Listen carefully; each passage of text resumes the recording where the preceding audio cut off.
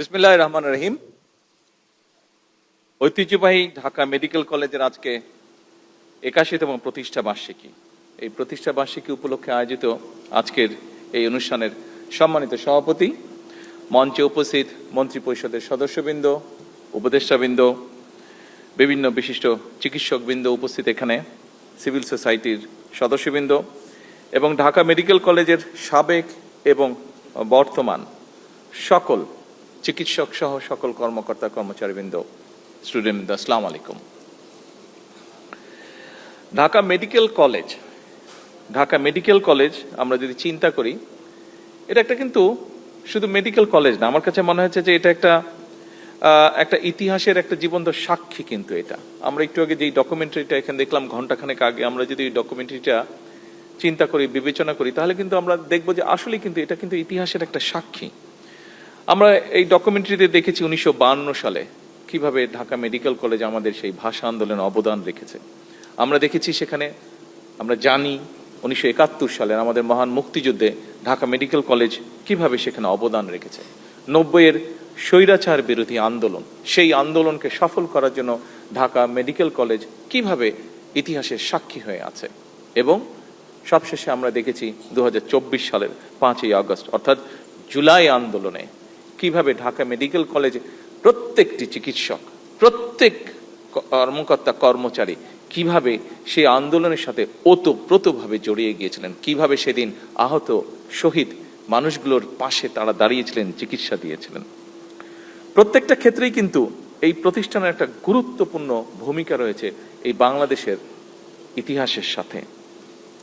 আমরা এই ক্যাম্পাস থেকে শুধু দেশের ভিতরেই হোক, দেশের বাইরেও আমরা জানি বিভিন্ন দেশ থেকে এখানে বিভিন্ন শিক্ষার্থী আসে এখানে।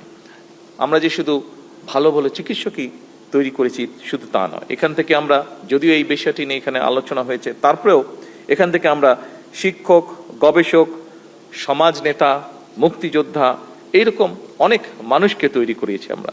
এখানে আজকে কয়েকজন চিকিৎসক আছেন, সামনেও আমাদের চিকিৎসক আছেন, আমাদের বিরোধী দল থেকে একজন এখানে চিকিৎসক আছেন যিনি সংসদ সদস্য, সরকারি দল থেকে আছেন, মিনিস্টার আছেন, এমপিজ আছেন, যারা পেশাগতভাবে ডাক্তার, কিন্তু এই মেডিকেল কলেজ থেকেই তারা বেরিয়েছেন।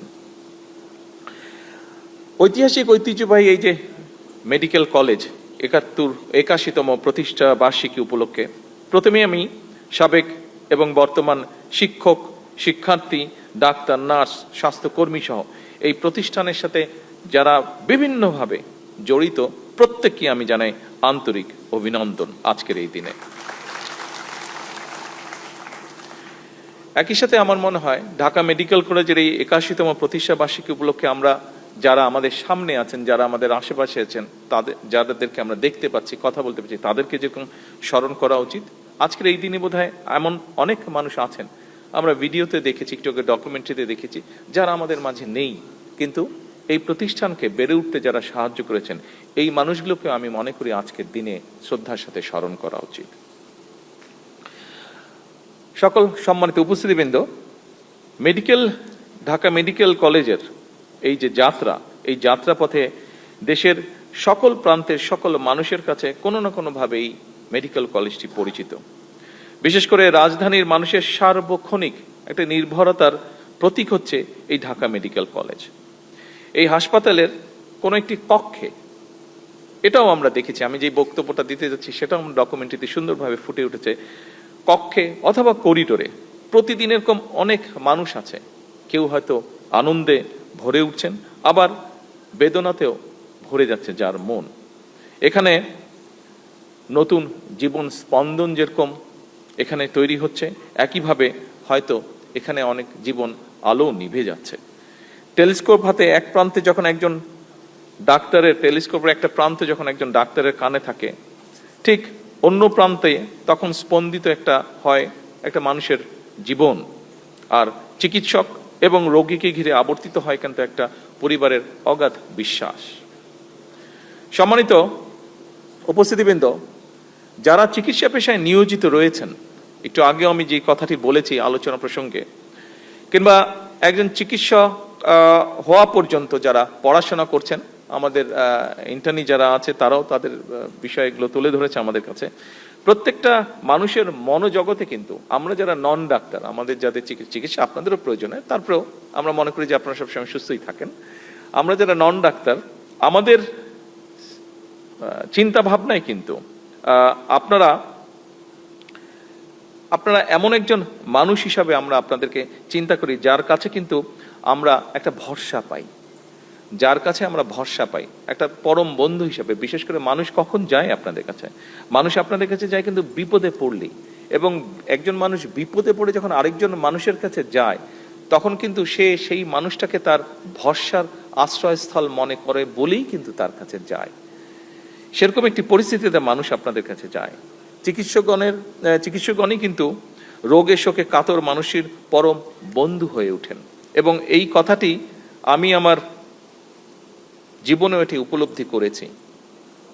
এই দেশেরই প্রখ্যাত কয়েকজন চিকিৎসক আমার মাকে অনেকগুলো বছর ধরে চিকিৎসা দিয়েছেন। প্রত্যেক মুহূর্তে ওনারা তাকে টেক কেয়ার করেছেন। উনি মৃত্যুর কিছুদিন আগে উনি বিদেশে গিয়েছিলেন। এখানে ডিবেট হচ্ছিল আমাদের মধ্যে যে আবার ওনাকে নিব কি নিব না, নিব কি নিব না। আমি ব্যক্তিগতভাবে যেটা বলেও ছিলাম বিভিন্ন মানুষকে, যে আপনারা ওনাকে নিতে চাচ্ছেন, কিন্তু এখানে যেই চিকিৎসকগণ ওনাকে যেই সেবাটা দিচ্ছে 24টা ঘন্টার প্রতিটি মুহূর্ত, আমি দেখেছি বিদেশি, হ্যাঁ বিদেশে গেলে হয়তো টেকনিক্যাল সাপোর্টটা ভালো পাওয়া যাবে, ভালো ইকুইপমেন্ট হয়তো আছে, আরো হয়তো অ্যাডভান্স ইকুইপমেন্ট আছে, ওষুধপত্রের ব্যাপারে খুব হয়তো ডিফারেন্স থাকবে না, হয়তো হার্ডলি ডিফারেন্স থাকবে, কিন্তু এই যে হিউম্যান টেক কেয়ার, যেটা আমি মনে করি না এটা বিদেশে গেলে পাওয়া যেত কোনোভাবেই। যেই সেবাটা ওনার জীবনের শেষ দিন, আমি বলবো শেষ মুহূর্ত পর্যন্ত, শেষ মুহূর্তে আমার আল্লাহ তৌফিক দিয়েছিলেন, আমি সেখানে থাকতে পেরেছিলাম। আমি দেখেছি সেই মানুষগুলো কিভাবে ওনাকে সেবা দিয়েছেন, কিভাবে শুশ্রূষা করেছেন ওনার। এইটা বোধহয় যতই ভালো হসপিটাল হোক পৃথিবীর, যতই অর্থ দিয়ে হোক, এইটা পাওয়া যেত না। সেজন্য ব্যক্তিগতভাবে আমি সেই মানুষগুলোর কাছে অত্যন্ত কৃতজ্ঞ।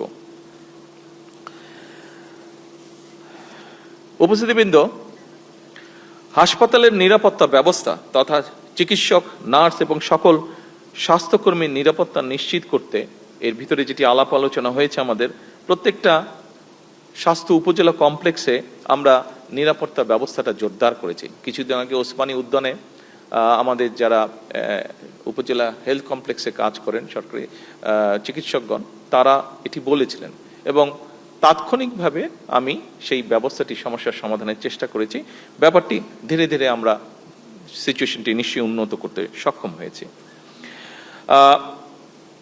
এর আমরা হাসপাতালগুলোতে এই সিকিউরিটির জন্য 10 জন করে আনসার সদস্য মোতায়েনের যেমন আমরা সিদ্ধান্ত নিয়েছি, এর বাইরেও রোগীদের চিকিৎসা সেবা নিশ্চিত করতে আমরা আরো 5000 MBBS চিকিৎসক নিয়োগের কার্যক্রম আমরা শুরু করেছি। পাশাপাশি শুধু তো ডাক্তার বা চিকিৎসক অ্যাপয়েন্ট করলেই হবে না, এর পাশাপাশি ওনাদের হ্যান্ডসগুলোও লাগবে। ফলে আমরা নার্স, মেডিকেল টেকনোলজিস্ট, যেটি আমরা আলাপ করেছি, ফার্মাসিস্ট, মিডওয়াইফ এবং অন্যান্য স্বাস্থ্য পেশাজীবী যেগুলো আছে, বিদ্যমান আছে, সেগুলো শূন্য পদ দ্রুত যার সাথে যাতে এই শূন্য পদগুলো পূরণ করা যায় সেটির প্রক্রিয়ার কাজও আমরা শুরু করেছি। আমরা একই সঙ্গে সরকারি পর্যায়ে আরো 25,000 মিডওয়াইফ নিয়োগের পরিকল্পনা নিয়েছি, যাতে করে দেশের প্রতিটি ইউনিয়ন, উপজেলা এবং হাসপাতাল পর্যায়ে নিরাপদ মাতৃত্ব এবং দক্ষ প্রসব সেবা এবং নবজাতকের মানসম্মত পরিচর্যা নিশ্চিত এবং নিরাপদ করা যায়। সম্মানিত উপস্থিতিবৃন্দ, prevention is better then cure, এটা আমরা প্রত্যেকে জানি। এটার জন্য আপনারা যারা ডাক্তার আছেন তারা আপনারা অবশ্যই ভালো করে জানেন। সরকার এই নীতিতে সবার কাছে আমরা স্বাস্থ্য এবং চিকিৎসা সেবা, এই নীতির ভিত্তিতে আমরা জনগণের দৌড় গোড়ায় পৌঁছে দিতে চাই। এখানে আমরা দেখেছি একটু আগে একজন ডাক্তার বলেছেন ওনার বক্তব্যে যে 2 দিনে 800 রোগীকে আপনাদের টেক কেয়ার করতে হয়েছে, যেটা একজন ডাক্তারের জন্য আসলেই এটা একটা অমানবিক অবস্থা হয়ে ওঠে অনেক সময়। এবং সেজন্যই আমরা চিন্তা করেছি, এই চিন্তাটা করা থেকেই, এবং ডক্টর জুবাইদা উনি ইম্পেরিয়াল থেকে যে এমএসটা করেছিলেন সেটা ওনার ছিল প্রিভেনশনের উপরে। তা আমি দেখতাম উনি যখন পড়তেন, দেখতাম আমি বিষয়গুলো, এবং তখন থেকে আমার মাথায় ঢুকেছিল ব্যাপারটা যে কখনো যদি সুযোগ হয় আমরা এই দিকটাতে আমরা এই নজর দিব, এই দিকটাকে আমরা অ্যাড্রেস করব। এবং আপনারা অনেকেই আপনাদের ইউরোপে বিভিন্ন জায়গায় বিভিন্ন দেশে আপনাদের নিশ্চয়ই কাজ করার অভিজ্ঞতা হয়েছে। এর মধ্যে ইউরোপে কিন্তু এখন ওরা দেখেছে, হিসাব নিকাশ সব কিছু করে দেখেছে যে একজন রুগীকে চিকিৎসা দেওয়ার জন্য রাষ্ট্রের যেই খরচ হয় তার থেকে যদি প্রিভেনশনের ব্যাপারটায় জোর দেওয়া যায়, অর্থাৎ আমরা যদি এমন একজন ব্যক্তিকে ট্রেনিং দিয়ে রেডি করতে পারি যে ঘরে ঘরে গিয়ে মানুষকে অ্যাওয়্যার করবে যে কি কি কাজ থেকে বিরত, কি কি খাওয়া, লাইফস্টাইল কেমন হলে বিভিন্ন অসুখ বিসুখ থেকে দূরে থাকা যাবে, তাতে দেখা গিয়েছে যে রাষ্ট্রের খরচ অনেক কমে আসে। এবং তারপরেও যারা অসুস্থ হয়, যেহেতু হাসপাতালে যদি কম সংখ্যক মানুষ অসুস্থ হয় তাহলে খুব স্বাভাবিকভাবে এই যে মেডিকেল কলেজে যেটা ঘটেছে, প্রথম দিন 400, পরের দিন 300, এরকম প্রায় 700-800 মতন রোগী প্রতিদিন, এরকম প্রেশারটা, এটাও কিন্তু স্বাভাবিকভাবে তখন কমে আসবে যদি দেশে সামগ্রিকভাবে কম সংখ্যক মানুষ অসুস্থ হয়। এবং মেডিকেল কলেজে আসার আগ পর্যন্ত যদি এই মানুষগুলোকে প্রাইমারি চিকিৎসা দিয়ে মোটামুটিভাবে সুস্থ করে ফেলা যায়, সেজন্যই আমরা হেলথ কেয়ারার নিয়োগের পরিকল্পনা গ্রহণ করেছি যে এই হেলথ কেয়ারার যারা হবেন তারা যাবেন আমাদের দেশে মোটামুটিভাবে কয়েকটি অসুখ বিসুখ, যেমন কার্ডিয়াকের ব্যাপার, কিডনির ব্যাপার, অসুখ, আপনার ডায়াবেটিকের বিষয়, অর্থাৎ এইগুলো কি কি লাইফস্টাইলটা কেমন হলে, কি কি খাদ্যদ্রব্য পরিহার করলে, কি কি খেলে এইগুলো থেকে রক্ষা পাওয়া যাবে, আমরা এই হেলথ কেয়ারার যারা আছে তাদেরকে আমরা এই বেসিক ট্রেনিংগুলো আমরা দিব। তারা গিয়ে ঘরে ঘরে গিয়ে নারীদেরকে যদি সচেতন করে, আমরা আশা করি আমরা আজকেও যদি কাজটা শুরু করি, এটার আগামী 10 বছরের মধ্যে ইনশাল্লাহ এটার একটা এফেক্ট আমরা, ভালো এফেক্ট আমরা পাবো। এবং সেক্ষেত্রে আমাদের ডাক্তারদের উপর একসময় গিয়ে চাপ কমে আসবে, একসময় গিয়ে স্টেটের, রাষ্ট্রের খরচ, চিকিৎসা ক্ষেত্রে খরচ, সব কিছুর উপরে আমাদের চাপটা কমে আসবে। যারা অসুস্থ হবেন, আমি ব্যক্তিগতভাবে আশা করি আমরা যদি মোটামুটিভাবে ইনশাল্লাহ এটাতে সাকসেসফুল হতে পারি, তাহলে তারপরেও যারা অসুস্থ হবেন তাদেরকে আমরা অনেক বেটার ট্রিটমেন্ট আমরা তাদেরকে দিতে সক্ষম হব। সম্মানিত উপস্থিতিবৃন্দ, আমি বেশ লম্বা হয়ে যাওয়ার, আজকে মানে অনেকক্ষণ ধরে আমাদের আলোচনা চলছে, আমি ভেবেছিলাম যে অনুষ্ঠানে সংক্ষিপ্তভাবে হয়তো কয়েকটা কথা বলবো, তবে এতগুলো কথা হওয়ার পরে স্বাভাবিকভাবে নিজের মধ্যেও কথা হয়েছে। আর জানেন তো, ডাক্তারের স্বামী বা ডাক্তারের স্ত্রী যেই হই না কেন, আমি যেহেতু একজন ডাক্তারের স্বামী, বলে যে তারাও হাফ ডাক্তার হয়ে যায়, এরকম একটা কথা প্রচলিত আছে। তো সেই হিসাবে কিছু কথা বলার লোভ আমি সংগ্রহণ করতে পারছি না আপনাদের সামনে। সেটা কি? সেটা হচ্ছে যে বর্তমানে যারা চিকিৎসক হিসেবে দায়িত্ব পালন করছেন এবং যারা আসন্ন দিনে চিকিৎসক হিসেবে দায়িত্ব পালনের পথে রয়েছেন, দেশের স্বাস্থ্য এবং চিকিৎসা ব্যবস্থা নিয়ে বর্তমান সরকারের গৃহীত কতগুলো বিষয় আপনাদের সামনে মনে হয় আর একটু যদি স্পষ্ট করে তুলতে পারি।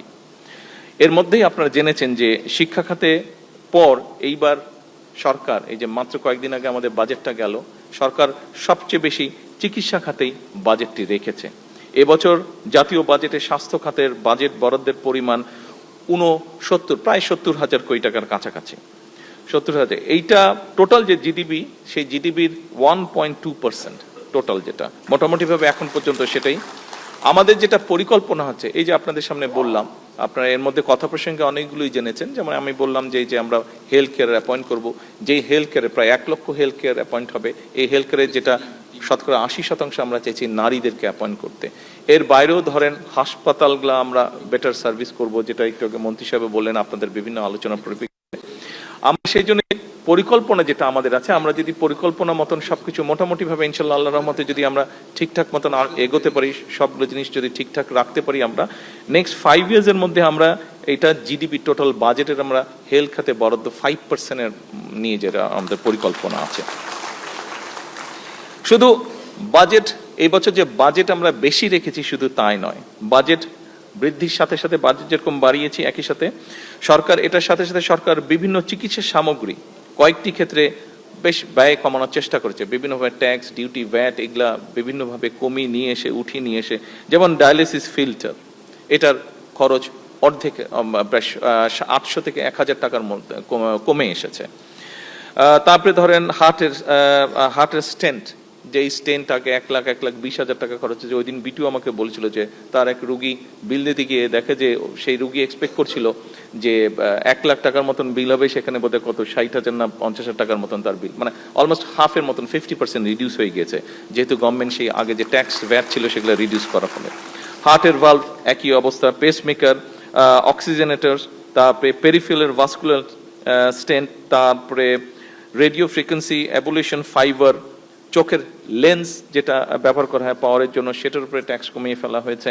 ক্যান্সার চিকিৎসায় যেসব কাঁচামাল মানে ওষুধ তৈরি করতে যেগুলো সেই সবের উপরে ট্যাক্স কমিয়ে ফেলা হয়েছে। ক্যান্সারের ওষুধ তৈরি করেন এবং এরকম একজন ম্যানুফ্যাকচারার আমাকে বলছিলেন যেইটা ছিল 1 লক্ষের মতন দাম, যে ওষুধটা ছিল, ট্যাক্স টুক সব কমানোর ফলে ওনাদেরকে ওই সাপোর্টটা দেওয়ার ফলে এটা প্রায় 20-25 হাজারের মধ্যে চলে আসবে প্রাইসটা, ওষুধের প্রাইসটা। ফলে অনেক অনেক মানুষ যারা আমাদের দেশে আমরা জানি মানে পকেট থেকেই অধিকাংশ নিজের পকেট থেকেই ব্যয় করতে হয় চিকিৎসার খরচটা, আমরা আশা করছি ইনশাল্লাহ এই আগামী দিনগুলোতে আমাদের যারা অসুস্থ হবেন দেশের মানুষ, এই যেই ইকুইপমেন্টগুলোর কথা বললাম, যেই জিনিসগুলোর কথা বললাম, এইগুলো যাদের প্রয়োজন হবে, গত 1 মাস 2 মাস আগেও যেই খরচটা লাগতো, এই আগামী 1 মাস পর থেকে, আজকে থেকে শুরু হয়ে গেছে, আগামী দিনগুলোতে এই খরচটা অনেক কমে আসবে। ফলে অনেক ফ্যামিলি, অনেক মানুষের অনেকটা রিলিফ হবে। উদ্দেশ্য লক্ষ্য তো আমাদের এটাই সকলের, মানুষকে রিলিফ দেওয়া, মানুষকে সহযোগিতা করা। আরেকটি বিষয় উল্লেখ করতে চাই যেটি মোটামুটি ভাবে আলাপ হচ্ছে, তারপরেও এখানে বক্তব্যের মধ্যে আমি বলতে চাই যে এই মুহূর্তে খুব সম্ভবত সারা বাংলাদেশে প্রায় 600-র মতন উপজেলা আছে এবং এই 600 উপজেলার মধ্যে মাত্র 5টি উপজেলা আছে যেখানে 100 শয্যার হসপিটাল আছে। আমাদের দেশে প্রায় 70% বেশি মানুষ কিন্তু গ্রাম অঞ্চলগুলোতে বাস করে। 25 থেকে 30% মানুষ শহর অঞ্চল, অধিকাংশ মানুষ 70% বেশি মানুষ গ্রাম অঞ্চলগুলোতে বাস করে, যে উপজেলা পর্যায়ে হোক গ্রাম পর্যায়ে হোক বাস করে। এই মুহূর্তে উপজেলা পর্যায়ে যে 51 বেডের যে হসপিটাল, আমি জানি না এখানে বিশেষ করে ইয়াং যারা ডাক্তার আছে বা শিক্ষার্থী আছে আপনাদের এটা ধারণা আছে কিনা, যারা একটু সিনিয়র তাদের আপনাদের কম বেশি ধারণা আছে। এই 51 বেডের যে হসপিটাল উপজেলা পর্যায়ে, এই 51-র 31 শয্যা কিন্তু করেছিলেন শহীদ রাষ্ট্রপতি জিয়াউর রহমান। বাকি যে 20 শয্যা, বাকি যে 51-র 31 শয্যা করেছিলেন শহীদ রাষ্ট্রপতি জিয়াউর রহমান, বাকি যে 20 শয্যা সেটা করেছিলেন দেশনেত্রী খালেদা জিয়া। এইবার বিএনপি সরকার এই 51 থেকে বাড়িয়ে এটাকে 101 বেডে নিয়ে যেতে চাইছি আমরা। এবং এই হসপিটালগুলো যে শুধু হসপিটাল হবে তা না, এইগুলা এই হসপিটালের পাশে আমরা যেটা করতে চাইছি, মানে এই সাথে সাথে যেটা করতে চাইছি সেটা হচ্ছে যে এখানে আমরা পাওয়ারটা সোলার সিস্টেমে নিয়ে যেতে চাইছি। এমনি তো নর্মাল গ্রিড থেকে, যেটা ন্যাশনাল গ্রিড থেকে সাপ্লাই থাকে সেটা থাকবে, কিন্তু যেটা যে কোনো একটা ব্যাকআপ থাকবে, অর্থাৎ সোলার সিস্টেমে এই জন্য নিয়ে যেতে চাইছি। দেখা যাচ্ছে অনেক সময় বিশেষ করে জেলা উপজেলা পর্যায়ে যেটা দেখা যায় যে অপারেশন চলছে, ঠাস করে কারেন্টটা চলে গেল, মধ্যখান দিয়ে হুট করে কারেন্টটা চলে গেল। তো এই সমস্যায় যাতে পড়তে না হয় সেই জন্য আমরা এগুলা সবগুলাকে সিদ্ধান্ত নিয়েছি, একদম এটা কম্পালসারি হবে, প্রত্যেকটা উপজেলা হাসপাতালে পাওয়ারটা সোলার সিস্টেম থাকবে উইথ অফকোর্স স্টোরেজ সিস্টেম, যাতে সমস্যা নাই। শুধু যে দিনের বেলায় হবে রাতে হবে না তা না, স্টোরেজ সিস্টেমটা থাকলে অলমোস্ট 24 ঘন্টার মধ্যে 12 ঘন্টায় আমরা পাওয়ার সাপ্লাইটা পাবো এখান থেকে। সম্মানিত উপস্থিতবৃন্দ, আজকের শিশুরাই কিন্তু আগামী দিনের বাংলাদেশ, ভবিষ্যৎ বলি না, আমি বলি আগামীর বাংলাদেশেরা। শিশু স্বাস্থ্য রক্ষার জন্য কিন্তু আমাদের সরকার গুরুত্ব আরোপ করছি আমরা। বেশ কিছু বিল্ডিং তৈরি হয়েছিল বরিশালে, রাজশাহীতে 200 শয্যা বিশিষ্ট হাসপাতাল, শিশু হাসপাতাল তৈরি হয়েছিল। এর বাইরেও তৈরি হয়েছিল মোট 5টি শিশু হাসপাতাল, সারা বাংলাদেশে 5টা শিশু হাসপাতাল। এগুলা বিল্ডিংগুলা তৈরি হয়েছিল, বহু বছর যাবৎ পড়ে আছে বিল্ডিংগুলা। আমরা এগুলাকে দ্রুত চালু করার ব্যবস্থা করছি আমরা, এগুলা যাতে বাচ্চারা সাপোর্টগুলা পায়। এগুলা বরিশালে আছে, রাজশাহীতে আছে, এগুলা রংপুরে আছে, এগুলা এরকম 5টা হাসপাতাল সারা দেশে, প্রত্যেকটা বোধহয় 200 না, প্রত্যেকটা 200 করে, মানে 1000 বেড টোটাল। সবগুলো চালু হলে ইনশাল্লাহ 1000 বাচ্চাদের জন্য 1000 বেডের হসপিটাল আমরা সারা দেশে চালু করতে সক্ষম হব। আগামী কতদিনে চালু হতে পারে? সেপ্টেম্বর মাসে আমরা টার্গেট করছি, ইনশাল্লাহ সেপ্টেম্বর মাসের মধ্যে এগুলা চালু করব। এটাতে যেটা হবে, স্পেশালাইজড কোনো চিকিৎসার জন্য এই বাচ্চা বা এই ফ্যামিলিগুলোকে ঢাকায় দৌড় দিতে হবে না, মোটামুটিভাবে জেলা পর্যায় পর্যন্ত মানুষগুলো চিকিৎসা সুবিধা পাবে। যদিও এটা এডুকেট না, অত্যন্ত সীমিত আমাদের পপুলেশন, তারপরে অন্তত এগুলো আমরা চালু করে আস্তে আস্তে আমরা ইনশাল্লাহ এগুলোকে সামনে নিয়ে যাব। এবার আমি একটু, আপনারা এখানে সকলেই মেডিকেলের সাথে সম্পর্কিত, মেডিকেলের শিক্ষক, মেডিকেলের স্টুডেন্ট আপনারা, আমি আপনাদের একটা সাবজেক্টে, আমরা তো হাসপাতালের ফ্যাসিলিটি, ডাক্তারদের বেতন ভাতা দিয়ে বিভিন্ন বিষয় আমরা আলাপ করলাম, একটা বিষয় মনে হয় বোধহয় আমরা এড়িয়ে গিয়েছি।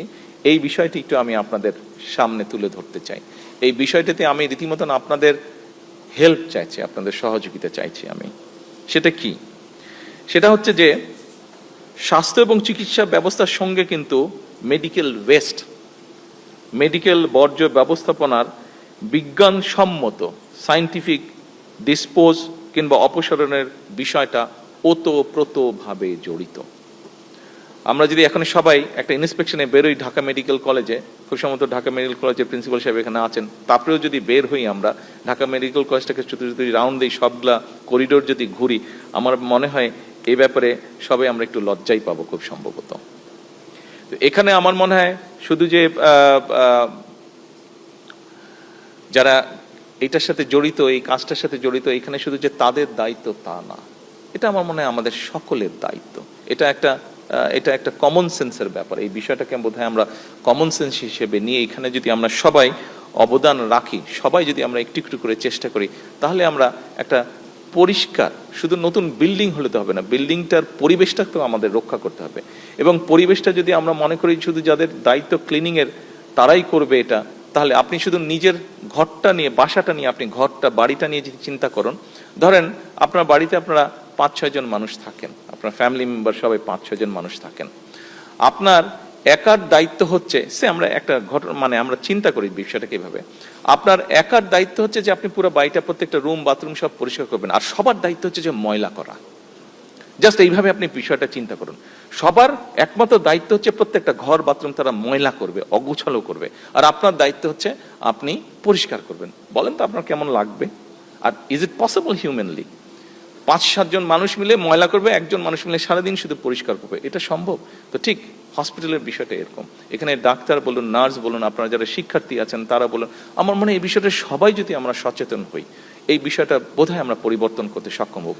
কিছুদিন আগে নিশ্চয়ই আপনাদের মনে আছে, এই যে ফুটবল কাপে, এই যে ওয়ার্ল্ড কাপে ফুটবলে জাপানের সাথে যাদের খেলা ছিল, খেলা শেষ হয়ে যাবে, জাপানের কারা জানি ছিল না, জাপানের কারা ছিল জানি, সরি ব্রাজিল, জাপান আর ব্রাজিল ছিল। তো স্বাভাবিকভাবে স্টেডিয়াম 2 ভাগ হয়ে বসছে, জাপানের দর্শক সাপোর্টাররা একদিকে বসছে, ব্রাজিলের একদিকে বসছে। খেলা শেষ হয়ে যাওয়ার পরে যে জিনিসটা কেউ করেনি, জাপানিজরা সেই জিনিসটা করেছে। কি হয়েছে, তারা যেখানে ছিল, তারা স্বাভাবিক এতক্ষণ ধরে খেলা দেখছে, খাওয়া দাওয়া সবকিছু হচ্ছে, জাপানিজ দর্শকরা যাবার সময় প্রত্যেকে বিন ব্যাগ করে, গ্রুপে গ্রুপে বিন ব্যাগ করে সব ময়লাটা সাথে করে গুছিয়ে তারা নিয়ে চলে গিয়েছে। এই ঘটনাটি এইবার আপনারা হয়তো দেখেছেন, কিন্তু এই ঘটনা আমি আগেও দেখেছি, গতবারও আমি দেখেছি, বিভিন্ন জায়গায় দেখেছি, আমি নিজের চোখে দেখেছি একবার লন্ডনে, এটা নিজের চোখে দেখেছি। আমি একটা খেলা দেখতে গেছিলাম, সেখানে জাপানিজরা ছিল, আমেরিকান ফুটবল, জাপানিজ আর আমেরিকা খেলছিল ওখানে, সেখানে আমি দেখেছি ওটা খেলাটা, জাপানিজরা সুন্দর পরিষ্কার। ওখানে তো জাপানিজ সরকার তো বলে দেয়নি তাদেরকে, এই তোমাদেরকে এটা করতে হবে। ওখানে তো জাপানের পক্ষ থেকে কোনো সিটি কর্পোরেশনের কেউ ছিল না যে পরিষ্কার করতে হবে, তারা নিজেরাই করেছে। ওখানে তো কোনো তাদের মাথার উপর কোনো পুলিশ ছিল না, আইন ছিল না, কিছু ছিল না, নিজেদের সেন্স থেকে করেছে এটা। আমরা কেন পারবো না? আমাদের না পারার কি কারণ হতে পারে? 5টা কারণ কেউ বলতে পারবে না আমাদেরকে যে আমরা না পারার কি কারণ হতে পারে?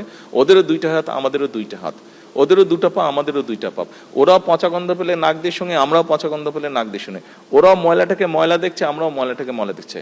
একটা পার্থক্য আছে ওদের সাথে, ওদের ওই সেন্সটা আছে, আমাদের হয়তো বা ওই সেন্সটা নেই। এই সেন্সটা আমাদেরকে গ্রো করতে হবে। এই সহযোগিতাটা আমি আপনাদের সকলের কাছে চাই। এখানে যারা উপরে স্টুডেন্টরা বসে আছেন, ডাক্তাররা বসে আছেন, ঘরে যারা বসে আছেন, প্রত্যেকের কাছে, আপনাদের কাছে এই সহযোগিতা যে আসুন না আমাদের হাসপাতালগুলোকে আমরা একটু ক্লিন রাখার চেষ্টা করি, একটু ক্লিন করি আমরা।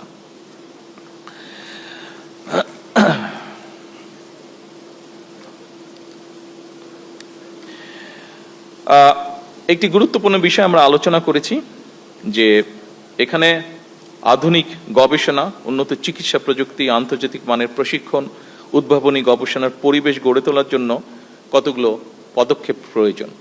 আপনারা শুনেছেন এখানে আমাদের উভয় মিনিস্টারই ওনারা বলেছেন, এখানে হেলথ অ্যাডভাইজার যে আছে ডক্টর জিয়া উনিও বলেছেন যে এ ব্যাপারে অলরেডি আমরা উদ্যোগ গ্রহণ করেছি। তবে স্বাভাবিক এই রিসার্চের বিষয়গুলো এগুলো একটা সময় সাপেক্ষ বিষয়, সময় লাগবে আমাদের, কিন্তু যেহেতু আমরা উদ্যোগ গ্রহণ করেছি আমি দৃঢ়ভাবে বিশ্বাস করি ইনশাল্লাহ আমরা আস্তে আস্তে ধীরে ধীরে এখানে ভালো রেজাল্ট পাবো, আমাদের প্রত্যাশিত রেজাল্ট আমরা পাবো।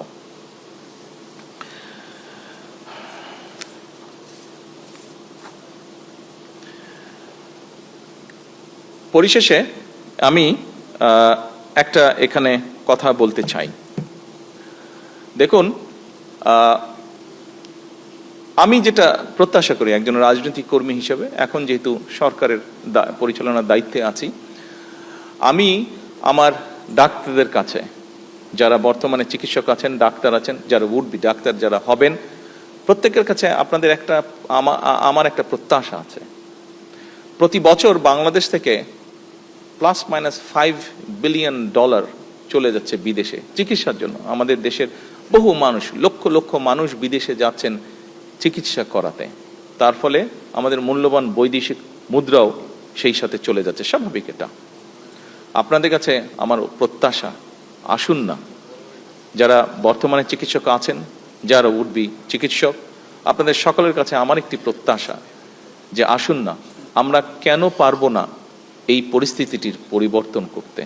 কেন আমাদের ডাক্তারদের উপরে আমাদের দেশের মানুষের আস্থা এবং বিশ্বাস দৃঢ়তর করতে আমরা পারবো না?